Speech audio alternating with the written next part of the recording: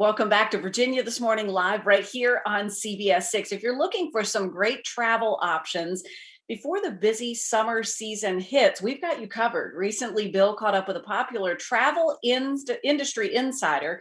Here's their conversation. Spring break has come and gone, and now we step into a little quieter season, but still a great time to do some traveling. Our next guest has her finger on the pulse of what's happening in the travel industry, and we are happy to welcome Jeanenne Tornatore back to Virginia this morning. Good to see you. Great to be here. All right, you call in your business, you call this the shoulder season. Why do you call it that? What does that mean? Well, the shoulder season is it's this short season that's kind of in between the busier times. So the spring shoulder season is really right after the spring breakers go home, but before those summer travelers hit. So it's kind of short. It's mid-April through towards the end of May. And it's a time when you get the nice mild weather, but you don't get the crowds and you get pretty great deals because there's not as much travel demand right now. Okay, so you're not standing shoulder to shoulder during shoulder season. That's the idea, yeah. Okay, all right. Well, most of us are really, really, really excited about being able to do a little bit of traveling. Still a little hesitant for a lot of us, but we get in the car and we feel pretty safe driving someplace, but we don't want to drive cross country. You've got some ideas for those of us in the Richmond area that we can kind of take in.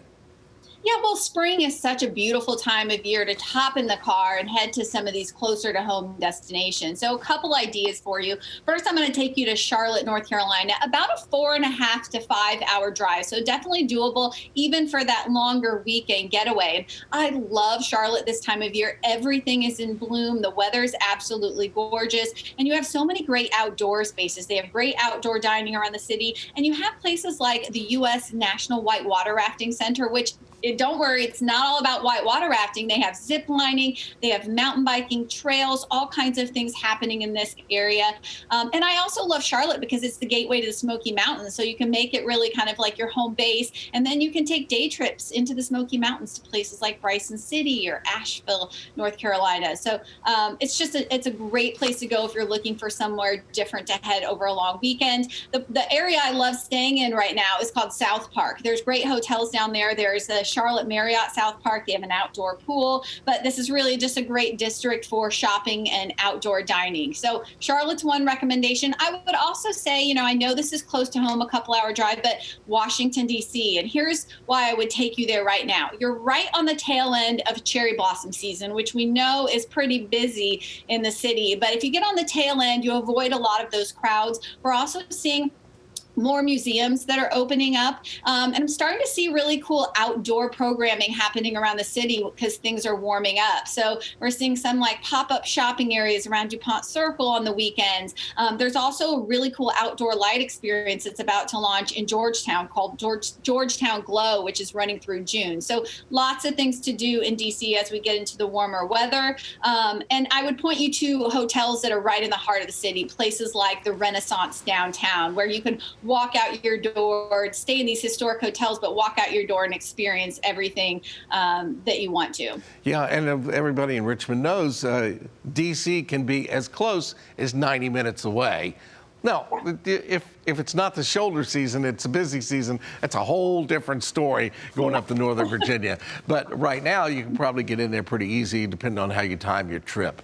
All right, so we got the Queen City, Charlotte out of the way, and Washington, D.C. What else is on the plate? Well, for folks who are ready to hop on a plane and maybe go a little further away, there are some great spring destinations further south. So first, I would point you to New Orleans. Who doesn't love this city? It's full of great food and culture. Now, they are in a phased reopening, like a lot of destinations. So you will have certain things that might not still be open or available yet, but a lot is reopening in the city. You have great museums and attractions like the New Orleans Jazz Museum, Mardi Gras World, where you can experience the behind the scenes and see all the floats go out in Mardi Gras. Those are reopened. It's also crawfish season. So you have so many of the great restaurants offering outdoor dining, and they do their crawfish boils on the weekend. So that's a lot of fun. Now, spring is typically a big festival season in New Orleans. We're not seeing a lot of those big festivals back just yet, but you will see that kind of as an adaptation. You will find live music, a lot of the outdoor restaurants, and in some of the more public areas around town. So you can still catch that vibe that everyone really goes to New Orleans for. Again, I would plan on staying in the heart of the city, places like the Sheraton New Orleans, which is right on Canal Street. You can walk to the French Quarters. They have a rooftop pool, which everyone's always looking for, especially if you have kids, that is right there. So look for those properties where you can walk out the door, put your mask on, and really kind of hit the town. Yeah, and of course, New Orleans, you think of two things, music and food. And you mentioned both of those. I was in New Orleans years ago, and they had a guy standing outside one of the restaurants saying, "Eat, eat, eat, you're on vacation." And we did. Yeah. So what, if New Orleans is pretty much, I think, should be on everybody's checklist, you gotta go there at least once. You do, and I love spring because it's the nice mild weather. You know, when you get further into summer, it can be hot in some of these southern cities. So if you can hit New Orleans in April and May, it's just so enjoyable. Now, I want to take you real quick a little further south to Florida. If you didn't head out to those beach destinations during spring break because you saw all the spring breakers on the news and you wanted to avoid the crowds, now a lot of them are heading home. So now could be a good time if you're looking for that beach vacation to head to somewhere like Fort Lauderdale, because the beaches will certainly empty out come mid-April, especially into early May. But you want to get there before Memorial Day weekend, when a lot of the summer vacationers come back. There are so many great properties to choose from all around Florida. In Fort Lauderdale, there's the new W Fort Lauderdale, which underwent recently a $55 million renovation. It's an absolutely stunning property right on the beach, right on the water, but also right in the heart of the shopping and dining district, which again is why we all go to destinations like this. Wow, learned a lot in a little bit of time. Thank you, Jeanine. Always appreciate that great information. All right, folks, for more info, we're going to post a link on our website later today, by early this afternoon, at WTVR.com/VTM. We're learning all sorts of new things, Bill. It's shoulder season today. A few weeks ago, we talked about the toe dip trip that I kept chewing on. I wanted to call it a drip trip, but anyway, wrapping our minds around, clearly we need some vacation time. Yeah, definitely. And get it all in gear and get out there and enjoy some of it. You know, whenever I talk to somebody like her, I always think, if I was starting over again, I might want to be a travel agent. They go everywhere in the world. She's been everywhere. We talked off camera a little bit, and I was like naming cities all over the globe. Oh yeah, that's nice this time of year. This is great. And like, wow, I would love to see some of that.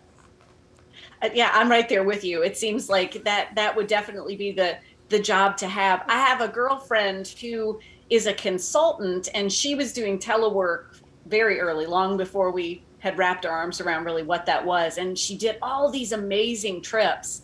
And I always thought, oh my gosh, it must be so much fun. Now she was working, just like, you know, if you're a travel agent, you're working, you're really doing the quality control on these spaces, but you are in those places and you get to have a quality little fun, control. I'm sure. Well, let's see how that beach really feels. And how about all those restaurants? We got to check those. I know there's a lot more to it than that, but I'd like to work on that for a while. All right, folks, we're going to stay where we are for at least till the end of the show. Please stick around with us, Virginia, this morning, including our final thoughts on today's show. It's coming up right after a quick break.